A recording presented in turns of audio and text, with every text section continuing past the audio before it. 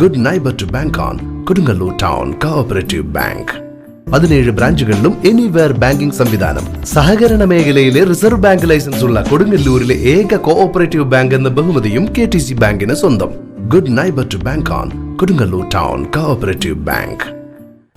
വിവിധ ആവശ്യങ്ങൾ ഉന്നയിച്ച് കുടുംബി സേവാ സംഘം കൊടുങ്ങല്ലൂരിൽ ധർണ സംഘടിപ്പിച്ചു.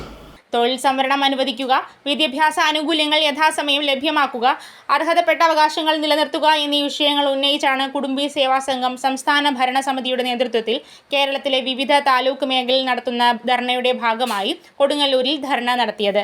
താലൂക്ക് യൂണിയൻ പ്രസിഡന്റ് ദിലീപ് കുമാറിന്റെ അധ്യക്ഷതയിൽ സംസ്ഥാന general secretary TS Sarath Kumar ഉദ്ഘാടനം ചെയ്തു.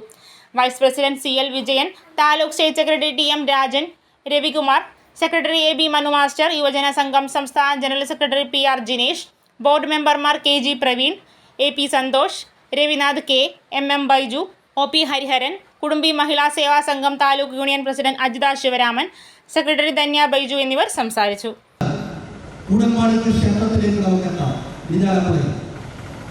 ഇരിഞ്ഞാലക്കുടയിൽ ജാതിയുടെ പേര് പറഞ്ഞുകൊണ്ട് ബാലു എന്ന് പറയുന്ന വ്യക്തിയെ അദ്ദേഹത്തെ തൊഴിൽ ചെയ്യുവാൻ അനുവദിക്കാത്ത ഒരു സ്ഥിതിവിശേഷമാണ് ഉള്ളത്.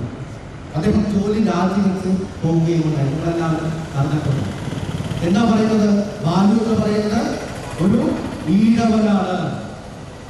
ഈഴവനായ ഒരു വ്യക്തി അമ്പലത്തിൽ കഴകം പണികൾ ചെയ്യാൻ പാടില്ല, മാല കെട്ടാൻ പാടില്ല, അമ്പലത്തിൽ ദേവന് നിവേദ്യം വെക്കുന്ന പാത്രങ്ങളൊന്നും കഴുകുവാനുള്ള അവകാശങ്ങളോ അത്തരത്തിലൊന്നും ജോലി ചെയ്യുവാൻ ഈഴവനായ ബാലുവിനെ അനുവദിക്കില്ല എന്ന് ഇവിടത്തെ സവർണജാതിക്കാരെന്ന് വിളിപ്പേരുള്ള തന്ത്രിമാർ പ്രഖ്യാപിച്ചിരിക്കുന്നു. അതിന്റെ പേരിൽ അദ്ദേഹത്തിന് ജോലി വരെ രാജിവെച്ച് പോയിരുന്നു.